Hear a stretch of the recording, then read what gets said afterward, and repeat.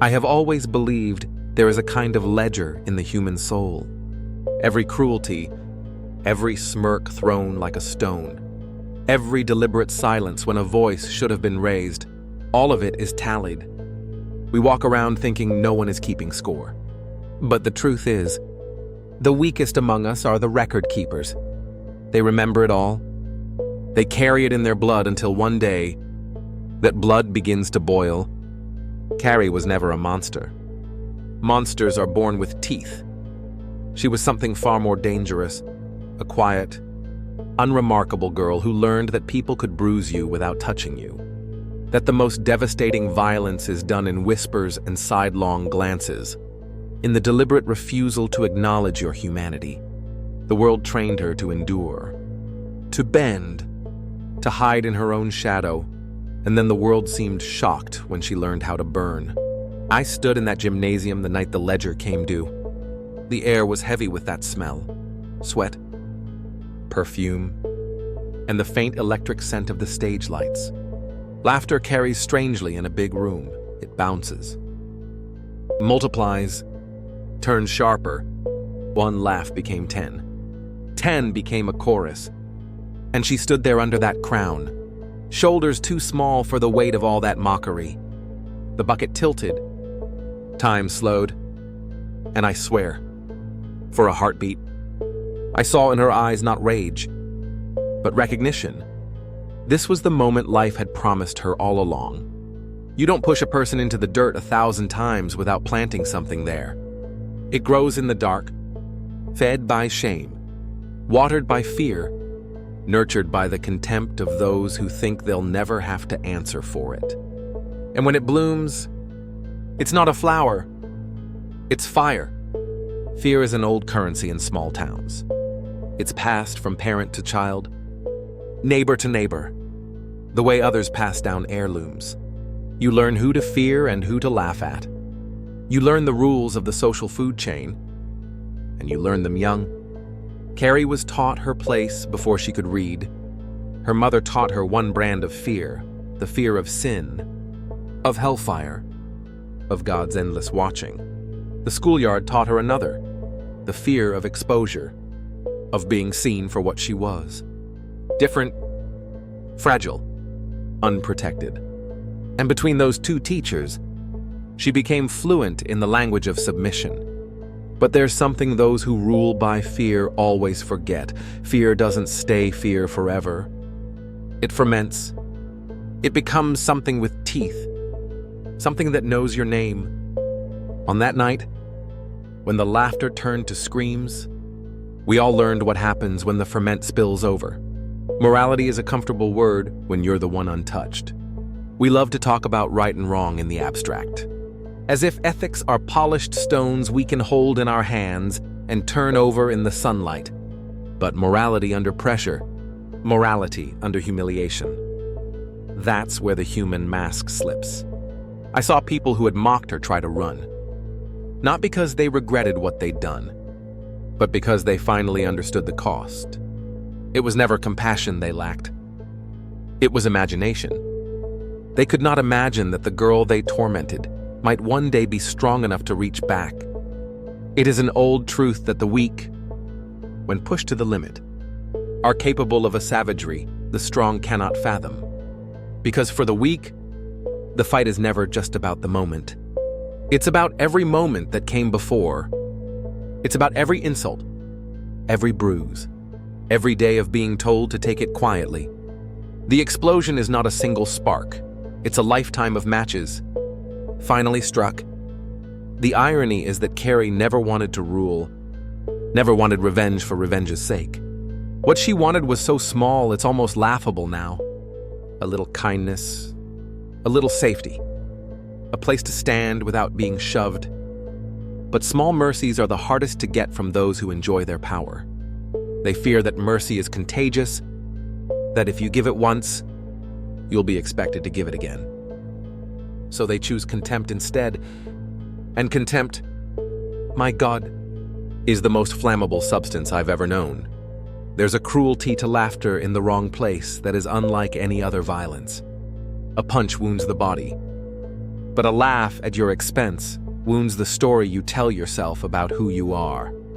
It rewrites you in real time, in the eyes of everyone watching. And if it happens often enough, you start to believe their version.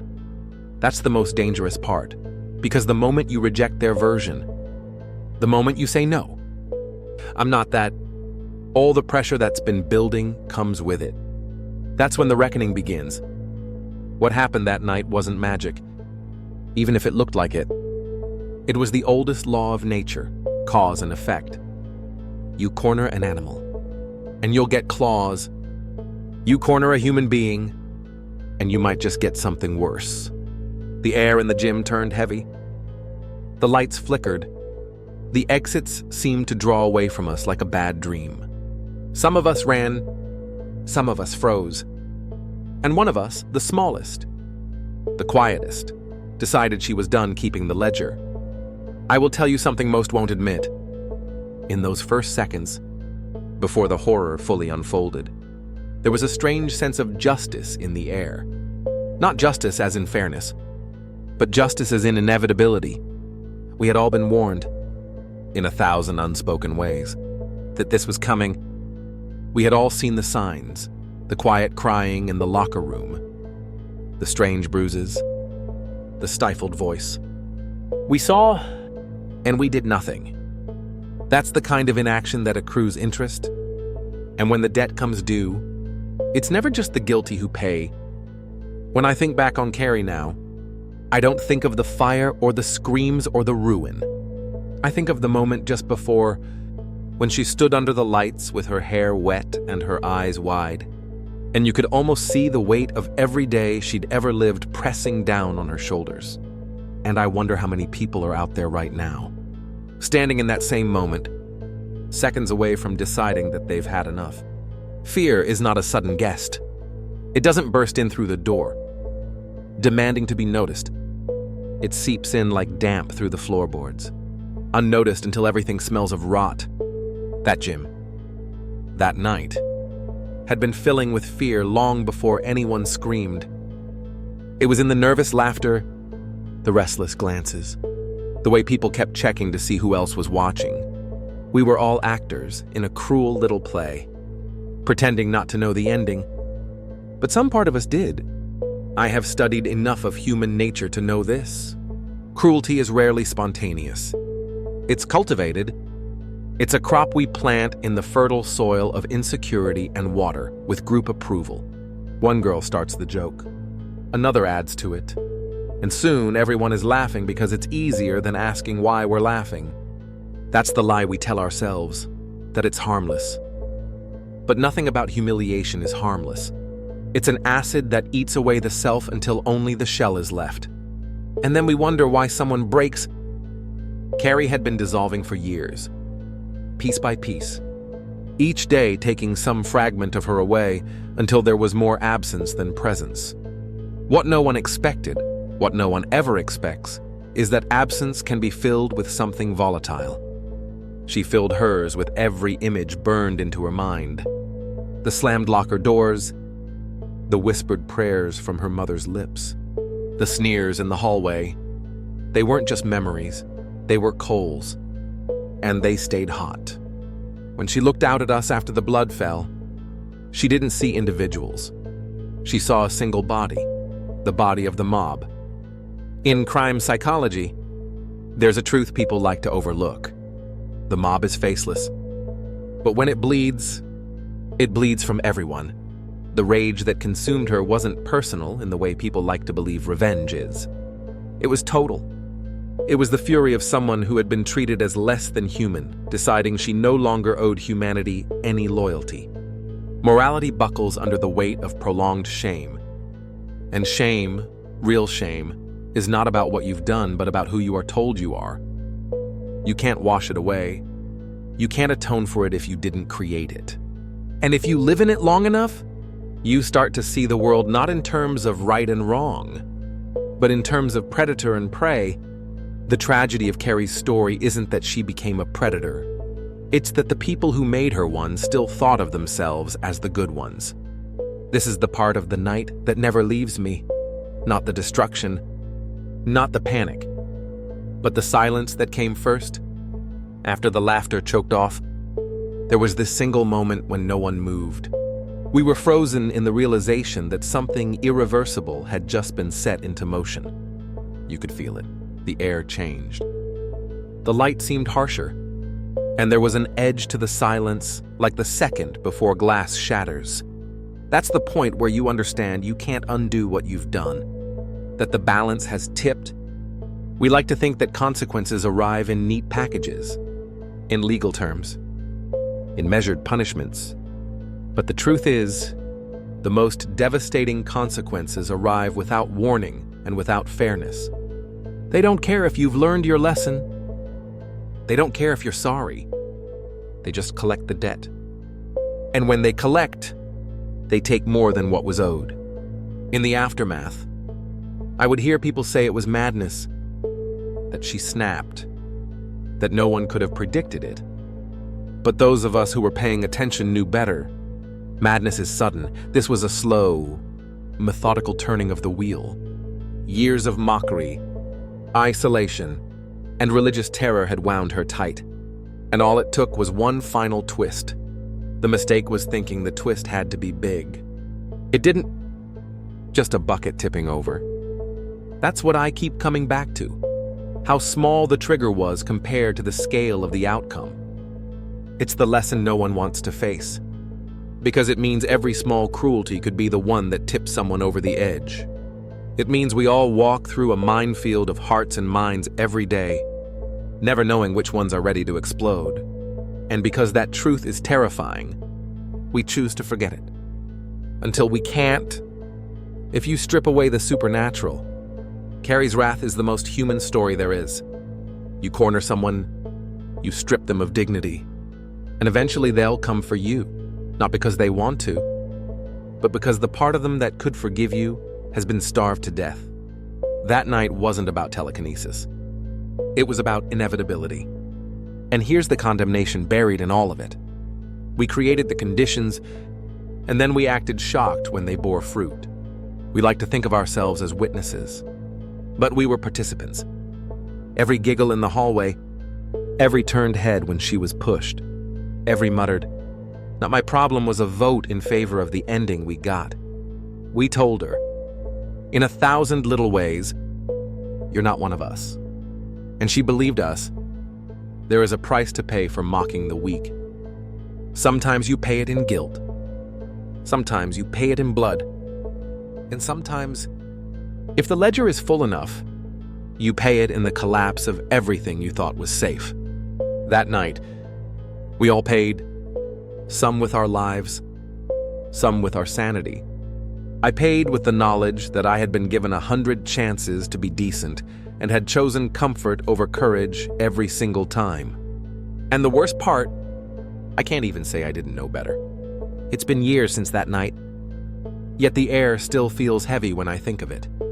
Not just because of what happened, but because of the questions it left behind.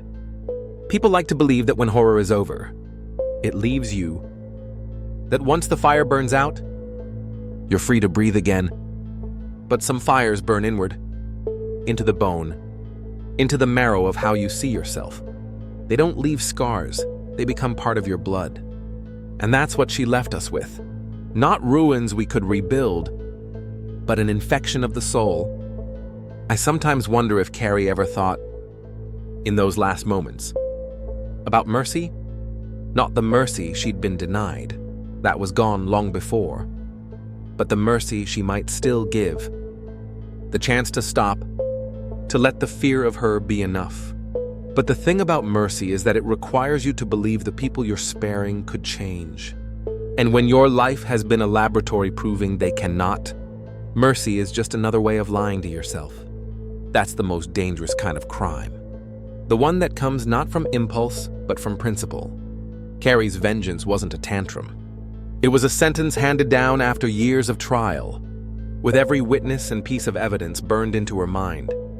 In that gymnasium, she was judge, jury, and executioner, not because she wanted to be, but because no one else had ever taken the role. And the truth is, The law we worship in daylight was never made to protect her kind. People still ask me why she didn't just run, as if escape would have been enough, as if disappearing into some nameless place would have erased the ledger. But there's a flaw in that thinking. When you carry years of humiliation, there is no running. The weight follows you. The shadows know your name. And eventually, the choice becomes simple. You end it, or it ends you. Fear changes shape in a person's mind. At first, it's a cage that keeps you from acting. Later, it becomes a weapon. But in its final form, fear becomes a hunger. It wants repayment, not just release. She had been starved of safety for so long that when she finally held power, it wasn't enough to taste it. She had to feed it. And so she did, until there was nothing left to consume. I keep thinking about the ones who escaped that night, the ones who weren't directly cruel, but who stayed quiet, who blended into the crowd and pretended their hands were clean. They are the worst liars. Not to me. Not to anyone else, but to themselves. Because deep down they know that silence is never neutral. It's always taking a side. And the side it takes is never the one it pretends to. There's a part of human psychology we don't like to name. The part that enjoys watching the downfall of someone we think is beneath us. We dress it up as humor. We call it harmless teasing. We hide it behind the excuse of just going along. But in moments of absolute truth, like that night, the mask comes off, and we see that the laughter we thought was innocent was really just cruelty with a smile painted on. I've spent nights lying awake, wondering if I could have stopped it. If, in some moment months or years earlier, I could have stepped between her and the mob and said, "Enough." But there's no answer that brings comfort. Because the real question isn't whether I could have, it's why I didn't. And I think I know the answer, though I hate it. I didn't want the mob's attention on me. I didn't want to be the next one in the cage. That's the heart of it. Isn't it? Oppression survives not because of the strength of the oppressor, but because of the cowardice of the witness. We tell ourselves we're powerless. That one voice can't change the tide. But what we really mean is that we're afraid of paying even a fraction of the price the victim is paying every day. And so we watch, and we wait, and we tell ourselves we'll act when it's bad enough, without realizing that bad enough is just the moment before it's too late. Carrie taught all of us, that the weak are not clay to be shaped by the hands of the strong. They are mirrors, and when they break, the reflection they cast is our own face, distorted, stretched, screaming. We made her reflection unbearable, and she held it up to us in the only way she knew how. When the dust settled, when the fire had eaten everything it could, there was no applause, no triumph, just the stench of smoke and the echo of our own breathing, ragged and uneven. Some cried, some tried to pray. I stood in the wreckage and realized that the building wasn't the only thing that had collapsed. The fragile idea that I was a good person had crumbled too, and it was never coming back. That's the price. Not just the bodies on the floor, not just the lives ended or twisted, but the truth you can't unlearn. That you were part of the cruelty, even if you never threw the first stone. That you let it happen, and you liked the safety your silence bought you. That you were exactly the kind of person she had been warned about all her life. And maybe, though no one will say it aloud, some part of us believes she was right to burn it all down. Do you know what keeps me awake? It isn't the sight of the flames, or the smell of burned fabric and hair. It isn't even the screams. Those fade in memory faster than you'd think. It's the moment after, when the silence comes, and you have to stand in it, because silence after horror isn't empty. It's full, bloated with the truth you've been avoiding. And in that silence, I finally heard myself, not my voice, but every time I'd chosen not to use it, every day I'd walked past her without meeting her eyes, Every joke I didn't laugh at out loud, but smiled at, quietly. Every single time I'd thought, it's not my business. That's what Carrie left us with, a mirror we can't put down. A mirror that forces us to look, not at her, but at ourselves, until the image burns. And it burns because it's not her blood on our hands, it's our own rot, our own comfort, our own cowardice. People like to pretend that what happened that night was supernatural, that it was the work of some inhuman force. Because if they believe that, they can keep pretending it was nothing to do with them. But I was there, and I know better. It wasn't the devil. It wasn't magic. It was justice shaped like fury. It was every cruelty finding its way home. And the truth, the one that stings worse than the smoke in your lungs, is that we called her to it. Not with words, but with years of shaping her life into a corner where violence was the only exit. We built the walls, bricked them high with contempt, sealed the top with shame, and then laughed at her for not knowing how to climb out. I've heard people say, I'd never do what they did to her. And maybe that's true. Maybe you wouldn't throw the first insult. But I'll ask you this. Would you have stopped them? Would you have taken the jeers meant for her and let them dig into your skin instead? Or would you have done what I did, what most of us did, and stood there, letting the cruelty wash over her while you stayed dry? Don't answer quickly. Think about the last time you saw someone mocked for being strange, poor, awkward, afraid. Think about how your eyes slid away because you didn't want to get involved. And then understand that's the seed. That's how it starts. And that seed grows into nights like the one we survived. There's a price to pay for mocking the weak, but there's also a price to pay for watching it happen and doing nothing. One you carry in your spine, in the way you startle at sudden noises, in the way you can't quite look certain people in the eye. Carrie isn't here to warn you. She's gone, along with the fire, along with the blood on the floor. But I am, and I'll tell you this, there are other Carries walking around right now. They sit in classrooms. They stand in checkout lines. They stare at the ground when they pass you on the street. They're keeping ledgers in their heads, and they're quieter than you think. And every day, you have a choice.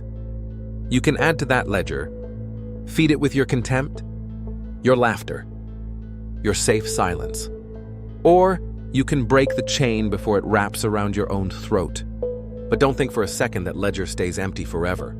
Because when the weak decide they're done being prey, they don't come for justice. They come for balance. And balance, when it's been denied too long, looks an awful lot like wrath. So, remember this. The next time you hear the laughter echoing off the walls, the next time you see someone cornered, trembling, alone, ask yourself one question. How much do you want to pay?